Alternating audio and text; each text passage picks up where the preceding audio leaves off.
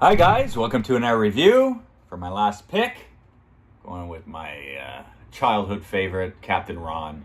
Love this film so much. Released in 1992, directed by Tom Eberhardt. I remember my dad snuck me into this film. We went to see a movie before, and back then there wasn't many people watching the doors and all that, so we just walked into the next theater. Captain Ron started. Couldn't believe it. It's been with me ever since this film. I love it so much. I remember renting it a lot as a kid. Yeah, I know. It's just that cover, Like yeah, it's just, especially when you're a kid, you want. It always stood out. It stands out, and the filming locations. Like I always say, if I was an actor, I would take a movie or a director. I would want to film this movie because they're actually on locations in like the Caribbean. It's beautiful. It's really beautiful. The water is so nice there. Mm-hmm. It's the bluest water you'll ever see. My goodness. But yeah, so Captain Ron, Kurt Russell, Martin Short. It didn't do too well at the box office. It made about 24 million. It was about that. Because you have people like you sneaking in for free. Yeah. It's true.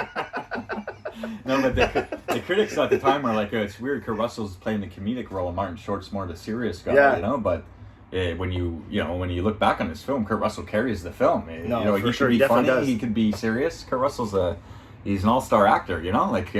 Martin Short's okay, but Kurt Russell's the man. You don't get mad at Kurt Russell for wanting to be the comedic role. He's so good. He's got the eye patch. It's looking like Snake Plissken there. It is Snake Plissken. Yeah, I think like I mentioned to you many times after because he loves Escape from New York. That's his most iconic role and the role he loves the most.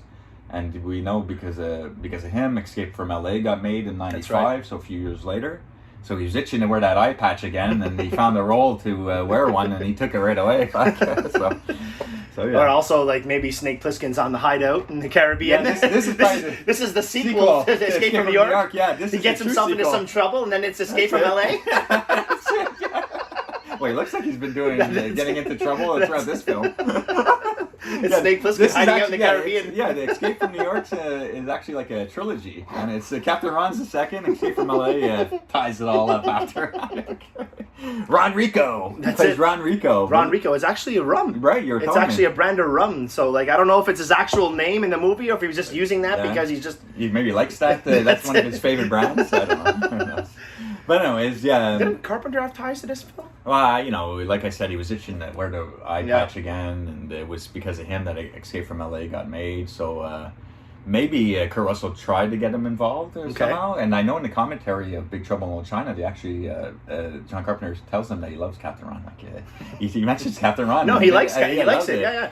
So there's some ties there, but I mean. Because I just remember reading somewhere that he almost had it. That's why I had to mention it. Yeah, who knows? And if anyone knows anything about Carpenter, it's you, bro. Yeah, that's it. I know that he mentions it in the how much he likes it in the Big Trouble in Little China commentary, but I don't know all the ins and outs of if he was close to signing to direct the film or anything. But Tom Eberhardt directs it, and I really love the way this film came out. No, absolutely. So it doesn't bother me, And so we start off the credits sequence. Some beautiful music. Yeah, gets you really in the mood to go on vacation. Well, Martin Short ain't going anywhere anytime soon. He's having the roughest day of his life. He is going somewhere soon, though. But yeah, he's in Chicago. It's like a cold day, Like a window flew out of his building where he works. When I first saw this movie, I thought someone maybe jumped and committed suicide. I was like, what the fuck is going on? It could have landed on anyone just down below. But yeah, he goes to work, but he gets like a telefax saying he inherited a boat from his uncle, who recently passed away. So he leaves work right away. He goes home to tell his but not just wife. Any boat, Clark Gable's boat. Yeah, it's supposed to be a yacht that Clark Gable once owned before his uncle. That's right. Had control of it. So yeah, but Martin Short has a picture of himself. It's like his face pasted on. And he remembers the boat being like immaculate pristine shape. condition. Like it was beautiful. So he's thinking, we could sell it. Yeah. And he tells his wife, we can get out of the debt and all that. She's all happy. But they have to go pick it up in Saint Pomme de Terre. Saint Potato there. But so you see the kids though in the house before they go. He's trying to convince the wife to take a few months off, and because the kids are in school too. For sure. Let's do this. It'll be an adventure. So when his son comes, Ben, he plays like 9 or 10. When he comes, right, he's down. We're getting a boat. We want to go. Yeah. But then the wife is still on the fence, and then his daughter comes in, the 16-year-old, and she's like, I'm getting married. I'm engaged. Yeah. 16 to this fella here. This punk guy comes in. Yeah, Yo. Yeah. So, you're at St. Palm de Terre right away. It's beautiful because they got like Bob Marley's "Steer It Up." Yeah, it's got good music like that throughout the film. Yeah. It's like a vacation movie. Yeah, that's it. That's why I love it so much. It makes me want to go on vacation, and I feel like I'm in the Caribbean with these people. It's just they have two Bob Marley songs playing in this movie. You got "Steer It Up" and they got "Jammin'." Yeah, so two great ones right there. That's it. Yeah, it's a great soundtrack too, for sure, of just like regular songs, you know. But yeah, so you know, they're not too pleased about the daughter being engaged, so they you know, so I guess he convinced the wife to hit the road. So they go St. Palm de Terre. That's right. They're all excited. They're ready to pick up the boat, and they see it. It's a fucking mess. Scrummy boat. Yeah, it's a mess, man. It's just like a little thing. How much they really, I guess they really love potatoes there. When they go to the notary, and the guy's just like, "Oh, there's a boat. There's a little potato on the guy's table, just randomly placed there." Saint Potatoes, the place. They're proud of their potatoes, them people. Maybe they're top growers of potatoes. I don't know. Who knows? But St. Palm de Terre. So they see the boat. It's not in great condition. So Martin Short, he takes the payphone. He calls the yacht broker, the appraiser. And he goes like, you know, what do you think it'd be worth in like you know, less than pristine condition? That's right. You know? That's right. He's like, well, bring it up here and we'll take a look, see, you know, because he was going to send them an experienced captain to steer it back to Miami to get appraised and sell it off and all that. But when he makes that phone call, the guy feels like the boat's like a mess, and he's like, let's just get him someone local.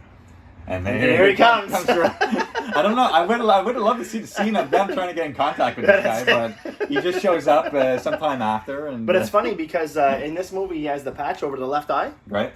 And, true. And in two scenes he drives a car. Captain Ron, and in both scenes, the mirror on the car, the headlight on the car is broken on the left side, same as his eye, same as like his eye. Yeah, it's a weird funny little thing. Yeah. I honestly didn't know about that until you mentioned it to me. Because I had to rewatch the movie because I haven't seen it since I was a kid. So when I rewatched, I was just like, I know it's a funny thing there, but yeah, it's cool that you picked that up. So yeah, Ron Rico, you know, he comes aboard. He sees the daughter. He thinks that's the wife. He's like, hey, you're doing good for yourself, Mr. Martin Short. He's like, no, this is my wife. But his wife is a good actress. So Mary Kay Place. She's good. She's good in this film. So yeah, Ron. But we find out like that's not even his car there with the smashed headlight, and the guy is coming with a gun. And I think he even slept with that guy's woman or something. He's just like, you have my wife, you can't have my car. He's shooting. And like, you know, the people on the island are like holding that guy up while they're like, he's like, okay, let's go. We got to get out on the waters. They're just like, hey, you take the wheel. And hey, look at him. He's driving the boat. Yeah. Trying to take his mind off what's happening over there. So at least he gets away, and the adventure begins there. Time to start the fire and kick the wires there, boss. Yeah, that's it. Got a little dry rot. That's it, got a little dry rot there, boss. Fucking thing falls off there. Hey, swap. But he's bringing him into the engine room. He pours the oil, and he like misses half the can. Like, it's all over the engine. And he's like, he calls the younger guy, the younger kid, Swab. And he's like, that's his that's his like trainee, you know. He's his apprentice. So Captain Ron bosses him around and stuff. He's got Swab. He's got the daughter. She's Babe. Yeah. And he's got the wife Kitty. And Boss Martin. Boss is he always calls him Boss. At least he's respectful. To him for but Babe to the daughter. I don't know. Yeah, I know exactly. But so we hit the waters there, man. We start our adventure, man, and they take a first stop, and I think it's somewhere in the Caribbean there. And the daughter like sneaks away to that's right. Meet some boys on an island. But they're Captain Ron and the Swab are playing Monopoly up top there, and they're playing for like real money. And he's that's it. But whatever. And then he tells them, "Hey, don't touch my beer." He's like, I was just moving it, you know? He's like, yeah, damn right. You want your own beer, you go get it, you know? That's it. And the kid's like, oh, I can drink, you know? So he loves Captain Ron. He's like, sure, what? Yeah, is he letting him drink anything? It's like Gary Busey in Silver Bullet. He's like the drunk uncle you love there, you know? But while that's happening, Martin Short's down below having a shower with his wife. That's right. Somehow the mop falls down, locks them in. Yeah, they're stuck in there. Captain Ron tells his son, he's just like, they're playing hide to salami. Yeah, he's like spitting out beer. He's like, come on, kid, you know. But then he goes down below. He's like, you shouldn't be letting the water run too long, boss. You see, they're like silhouettes behind the glass shower. Oh, all right, Captain Ron. Okay. And he's like, you know, you have a mop handle wedged against the door here, boss. He's like, oh yeah, we know. Oh yeah, we know. She's like, I didn't know that. He just moves it. The shower's like half full, you know? They're like, you're about to drown. They're about to drown? So he's like, I'll just move it for you, boss. They go flying I out. never understood why they didn't just take their foot and just grab the cloth and just pull it out with their feet if they can't bend down together. You know what I mean? It's but it's a 90s movie. Yeah, it's fun times. They go flying out naked there. And he's like, boss. He's like looking at him, standing there naked. No, Kurt Russell is fantastic. Even when I did my top 10 list, this had to be on the top 10. It's just such a fun movie, man. Oh, it's really, really good. Yeah, and it's very good. Yeah, like I said, just because it didn't, make huge numbers at the box office, tons of movies do that, and they're still become classics and favorites of ours over time. And this is just another one of them, and I still watch it many times per year. Yeah, it's a great movie. Today. So yeah, after the first stop there, we get the next day, they're cleaning the boat, and they're trying to make it presentable for a big sale. Yeah, that's it. And but they're also he's kind of teaching them about the boat along the way. That's right. Stuff. Martin Short's like in his way though, he's a bit harsh there, and he's doing things, but he's fucking up short all kinds. But he's sending him off the bows, my man. Yeah, in that scene, he gets shot into the water. It's like a girl scream guy. A couple of times actually throughout the film, you just see him back in the water. But yeah, they head over to Ted's there, but he breaks Martin Short's camera. He buys this. He's giving a big lecture. I read the 60-page. He's filming his wife and his daughter. Yeah, it's like and then Martin Short's face. It's like Ron.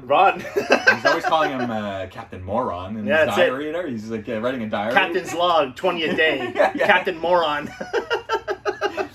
So he's like, I read the 60-page manual, did you? No. He's like, it looks like a high-tech piece of equipment there. Yeah, drops his beer, drops the camera. Camera's broken, and... Hey, Swab, get me another beer. Yeah, Martin Short thought he was going to take him to some island he wanted to go to. He takes him to Ted's. It's like a broken plane. There's a restaurant, and what else is he buys the woman's hat. She just sells him his hat. He's doing the tango. Hey! And then he's Martin Short's so aggravated. He's like, I'm going to take a walk, and along the path. He's like, okay, we'll stay on the path because there's gorillas in around these. Martin Short gets upset. He's just like, gorillas are native to Africa. Gorillas are native to Africa. There's no gorillas on this island. Yeah. He's like, all right. Then he's going wandering in the woods, and you got a bunch of freedom fighters there, with guns in his face. Then he's on the boat. He's like, he said gorillas, not gorillas. He could have said freedom fighters. He could have said revolutionaries. No, he said he wanted to say gorilla. Like, it's so goofy. So he goes down below and he sees they're cleaning guns. So what the fuck is going on here? And Ron is like, well, we're heading into pirate waters here. Pirates of the Caribbean. Yeah, he's like, what? He's watched one too many movies there, Captain He's Ron? just like, have you been to Disneyland one too many times? Have you been to Disneyland one too many times? And then Captain Ron's just like, I don't think I've ever been to Dolly World. Well, I can't say that I have. But then Martin Short drops the guns in the water. He's so aggravated. And he tells Captain Ron... Captain Ron says, I told them we'd give them a ride, those people. He's like, no fucking way. That's the trip. He gives them a ride, the gorillas, for the guns. For weapons. He's like, no problem, boss. Just give me back the weapons and I'll tell them, the deal's off. And then you see the bubbles down there. The guns are at the bottom of the ocean now. So they got about 12 freedom fighters on the boat now. Right, there's a huge They even have storm. the general of the freedom fighters, like the main guy. He's playing Monopoly with the kid. And he's losing his shirt. And then the kid goes, tell him, tough fucking luck. He's tough fucking luck. He's got to fucking pay up. He's got to pay up that guy. $5. Give me a break, man. But yeah, then they go into that huge, they have like a huge storm though, with all those guys on the boat and everything. But Captain Ron pulls out, he pulls them out of it, and really shows that Martin Short was really upset because he's just like, I know we're getting close to land because we had just enough fuel when we left to get us to where we needed to be. Yeah, and we're already out of fuel. Yeah, that's it. So it's gotta be somewhere around here. There's gotta be somewhere around here. Oh man, this movie is a laugh ride, man. It's such a fun time. But I think I'm not too sure if this was right before, but he's so mad at him because he's talking with Captain Ron on the yacht. Yeah. And he sees like a beautiful girl out in the distance, and Martin Short thinks she's waving to him. Yeah. And Kurt Russell shows up. He's like, hey. And he's like, no, she's saying hi to me. But he's a married man anyway, so he shouldn't take this so hard, And then Martin Short's just like, he's just like, no, I really don't think she's waving at you. Yeah. No, like, why the fuck would she be waving at you, Short? Like, what do you have to offer this beautiful woman on the beach? And he's like, well, hey, Clarice! Hey, Clarice! Kurt Russell? Yeah, he's like, well, I had these problems with the waters before, and I came by this way, so I knew, you know, she was waving at me. That's right. He goes wandering with his Speedo there, fuck. Dives right in. Short's really upset then, boy. He's really pissed. Yeah, then that's the flare goes off. That's it. The flare goes off because he wants to shoot him with a flare gun. He's willing to commit murder. Or at least injuring the fucker, you know? So the flare goes off down below, and they're like, he's trying to get it, but he like blinds them, you know, Martin Short, he's like blind the whole day after. And later he walks into a tree. Yeah. The palm tree. Yeah, the palm tree. The low-rise palm tree. Oh, look at the beautiful sunset. Oh, she's like, oh, darling, she's touching his poor eyes. Fuck. But yeah, that scene's so funny, man. But then they head over to like, San Juan Carnival Island. Yeah, San Juan the Carnival. That's where they originally wanted to go. That was the whole main thing. They wanted to go through a little places and stop there. That was their last place before going to Miami. Right. And but they get thrown in jail. The Martin Short and Mary Kay Place, the parents, because they brought in revolutionaries. So revolutionary. You know, and Ron is out with the kid. The kid's got like a patch on his eye. He's got a fake tattoo. The daughter has a real tattoo somewhere. So when Martin Short somehow gets out of that situation, he like has a breakdown. And he's like fires Ron. That's right. You know, he's like, you're off the fucking boat and whatnot. So you think they split there or whatnot. You think it's over, and then Martin Short takes his family and they're alone there, the way he kind of wanted it to be. Like I guess he feels better about that. But then the pirates come. So he was right about the pirates there. He was right. They steal his fucking boat. His family are in like they're in little dinghies. They're in like a life raft there, you know? Yeah, that's it. So they bump into like some land, thank goodness. And it says Cubano, so I guess it's Cuba. Cuba, that's right. My goodness. So Short's having a heart attack. He's like, holy fucking idiot. What a picture, man. Yeah, that's it. What are the chances they just randomly float there and their boat is there too? Well, I mean, who knows 90s. How long. Yeah, 90s cheese. But who knows how long after maybe. Yeah, that's it. That was the closest land, so the tide took them there, whatever. But yeah, the boat is just so happens to be there. And so does Ron. Ron is. Yeah, that's it. He's there to save them. How do you get off that fucking island, I wonder, you know? It's crazy. How do you get there? And he shows up with a car. That car has the smash headlight too. Yeah, that's the second car. Yeah, that's it. And that car kind of resembles Christine. It's not it's not the same car, but it resembles it. I swear, like there's lots of Carpenter tropes in this film, you know, and like we said, you know, Kurt Russell loves Carpenter, and you know, St. Plissken's his favorite role. The eye patch, the car that looks like Christine. There's all kinds. Yeah, no, honestly. But when they get to Cuba, they somehow get their boat back. Ron distracts them. What about the daughter there? They're hiding behind and they're trying to think of a plan of how to get the boat back.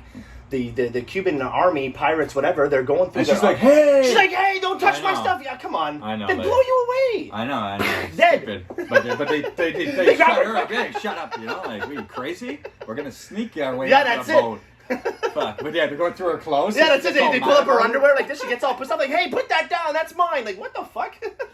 Yeah, but when so they steal the boat and the pirates are like going after them, and Ron's on the boat. But while he's going down below, he pretends he breaks his leg. That's right. Or hurts his leg, so that Martin Short can like be the hero. You know, yeah, that's right. He gives him like the spotlight. You know, and yeah, because in the car when he's saving them, he hears like, oh, thank God you're here, Ron. You know what I mean? Our dad would have ran or something. And so it's just like he feels bad. He feels bad. I know. That's right. So it's nice that little thing that he passes the torch over to Martin Short. It shows that he cares. You know, he's not just a drunk captain. And I know he's a bit goofy throughout the film, but he does care. You know. Well, if we get lost, we could just pull into the first place and ask for directions. Yeah.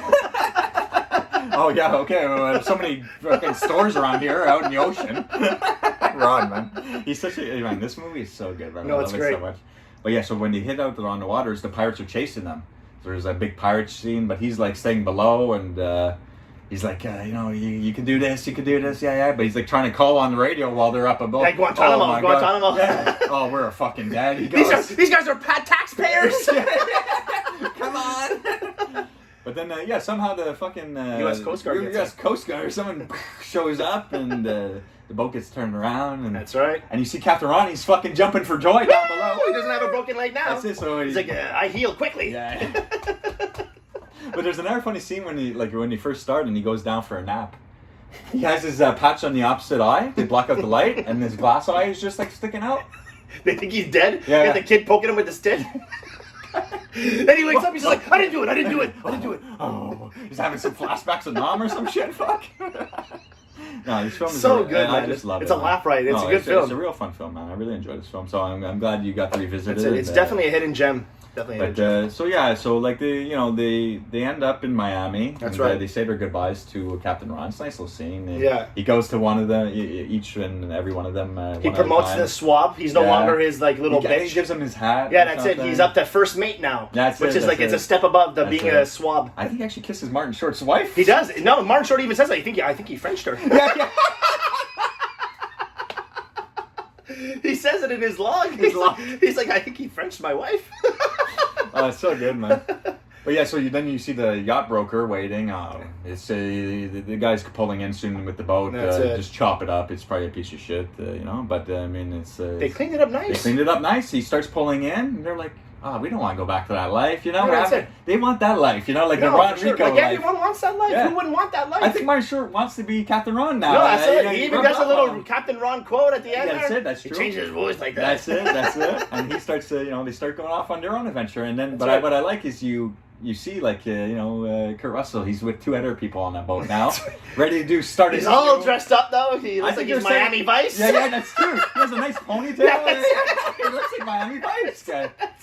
But man, they're probably setting up a sequel there. Because Martin Short and his family go in one direction, he goes in one direction maybe, but they meet somewhere along the lines. It could have been a good idea for a sequel. He gets picked up by the pirates, and that's how it starts. Escape from L.A. If it was $100 million movie, it would definitely probably would have had a sequel in some type of fashion where he goes his way, they go their way, but they meet somewhere else. Maybe at Ted's again. Play, buy the gorillas some burgers and stuff there.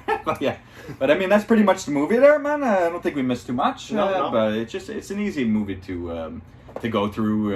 They're pretty much just on the ocean. They're on the boat. There's not too many. It's definitely a fun watch for people that haven't watched it. Oh yeah, man! I really enjoyed rewatching it. And if you have kids, man, they're gonna love this film. And if you're dying to go on vacation, it was supposed to be a Disney film, but because of underage drinking and stuff like that, they made it. Touchstone, I think. Yeah, that's it. Touchstone was making a lot of films like this around the early 90s. But it was a good film. Oh, man. So if you guys enjoyed this review and you haven't seen the movie, go check it out. Especially if you have kids, it's a fun watch. And if you're dying to go on vacation, watch this before you go on vacation. Absolutely. It'll get right in the mood there. And it'll make you want to bring a patch with you. Yeah.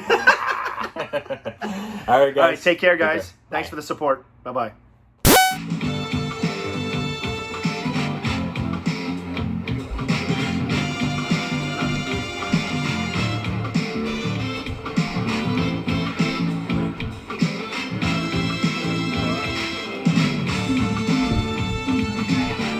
You got a lot of nerve showing your face around here, Hauser. Look who's talking. The Daigler.